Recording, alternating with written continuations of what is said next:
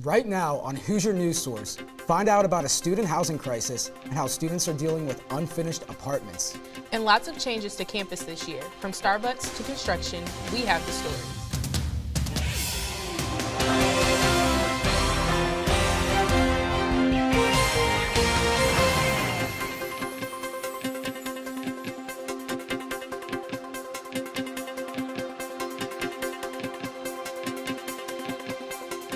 Welcome to this week's episode of Hoosier News Source. I'm Lindsay Jackson. And I'm Jonathan Levy. To start the show, we'd like to honor the anniversary of 9/11. 17 years ago, our country was put to the test. IU is honoring the lives lost in its own way. 2,977 flags to commemorate the lives lost on 9/11. Young Americans for Freedom, an IU activism group, set the flags to take part in the National Never Forget Project. This is the second annual 9/11 memorial.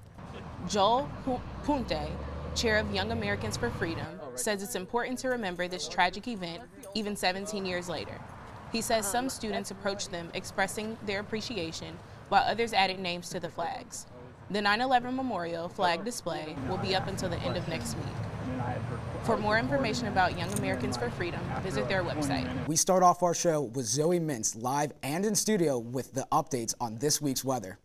Zoe? Hello, and yes, I know the main concern for most people is Hurricane Florence, which has developed into a Category 4 hurricane, and it is set to make landfall near the Carolinas on this Thursday. And it should be a pretty big storm, one of the biggest that we've seen this year at least, and really the major concerns, there's already been evacuations, gusts of wind up to 140 miles an hour. There will be ocean swells of up to 15 feet, and the major concern is the flooding that is possible, because right now over our area you could see it's a pretty nice day and it's going to be beautiful for the rest of the week. Sunny because there's a high pressure system that is sitting over our area and not allowing the hurricane to push into the central United States. So it's making it just kind of sit on the coast, allowing for a lot of rain to fall. It doesn't necessarily look like the hurricane is going to hit our area. It looks like the path is going just north along the coast. If it does hit us, it won't be until probably early next week. But yeah, we're looking at a very beautiful week this week. That's great. I know it's gotten cold a little recently, a little cooler, but is it going to stay like that, or is the weather going to heat up again? It's going to heat up again, definitely. For the game, Saturday football game against Ball State, it's going to be a big one. Should be beautiful, sunny all day. There's like a 2% chance of rain. Really, it's not going to rain on Saturday. It should be sunny, high around 85 degrees, so it's still warm up, but the humidity is not going to be unbearable like we've been seeing. So should we grab our water bottles? Grab your water bottles, definitely. Starting with some breaking news from the weekend.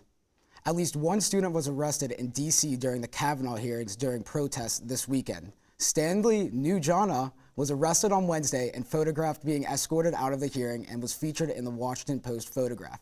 Those arrested were charged a $35 fee and released soon after. Nugent is a student and political organizer here in Bloomington. The Bloomington City Council will review changes to parking enforcement. They would reduce free parking, increase permits and fees, and make parking violations more expensive to better cover the subsidized cost of parking operations. Updates to come. While many IU students counted down days to be back in Bloomington, residents of Evolve Apartments House are still counting down days until completion of the new building. First, it was delayed move-in times for some tenants. Then it was missing locks and shower doors.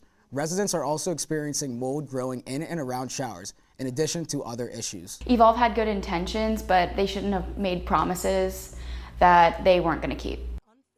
Students have been refunded their first month's rent and are being placed in hotels if mold issues are occurring. Construction workers hope this project will be complete in the next few weeks.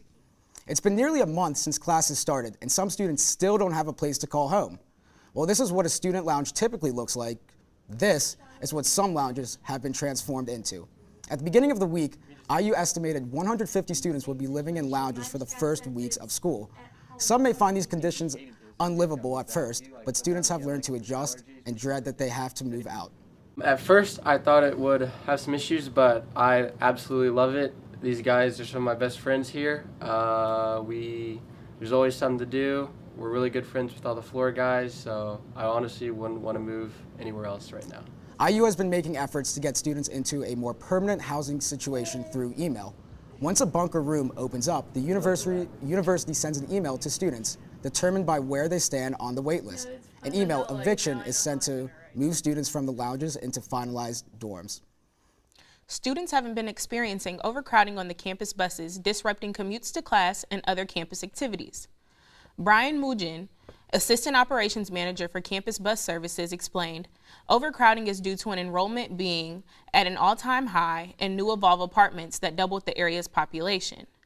Mugin told IUS-TV that in order to combat this overcrowding, a new route called the W Limited route was implemented. It provides services from the stadium, Luddy Hall, 10th Street, and the Kelley School of Business. As part of a nationwide push, Starbucks is rolling out new strawless lids. The Starbucks here on campus is one of the first to make the switch. Hoosier News Source reporter Andrew Lamparski has more on the story. In July, Starbucks announced plans to eliminate plastic straws from all stores by 2020. The Starbucks here on campus is one of the first to take steps towards doing so, but there's mixed reaction from students. Like, some people may not like it, like some people like it, some people don't, but I think it's good for the environment as a whole, so I think it's a great idea, honestly. People are kind of looking past it, and because they still offer straws at the front, and I mean, even myself, I still take a straw because I honestly didn't really know that that's the effort they were trying to do. Starbucks is offering new lids designed to be used without a straw and also to be easily recycled. The company hopes that the change will stop the use of nearly 1 billion plastic straws annually. Some, like environmental science professor Diane Henschel, say that this is just one step in the battle against plastic pollution. Straws don't have to be plastic, and most of the time they don't have to be used. So it's not a large piece of the problem, but it's a piece of the problem we can address more quickly and with less angst.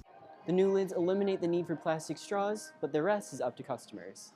The best way to make your trip to Starbucks environmentally friendly is to recycle. Unlike cups and lids, straws often get lost in the recycling process. However, during the transition to strawless lids, the IMU Starbucks is continuing to offer straws to customers. I think people prefer straws because obviously it's easier, but if they are not there, then people just have to do it without. For Hoosier News Source, I'm Andrew Lamparski. The new lids are available in more than 8,000 Starbucks stores as of now. The company plans on phasing out straws from all 28,000 stores within the next 2 years. The Monroe County School Corporation School Board decided not to adopt any handheld metal detectors offered by the state. The 4-3 decision makes Monroe County a part of just 6% of the Indiana school districts that have decided not to adopt the detectors. The decision comes after a community forum and months of research.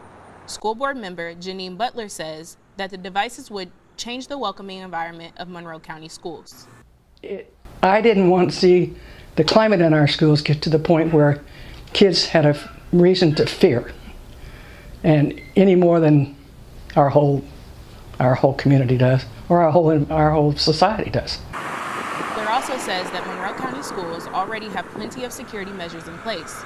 Opponents of the decision say the detectors can only help keep the students safe. Coming up, we tell you how the Hoosiers did in sports this week.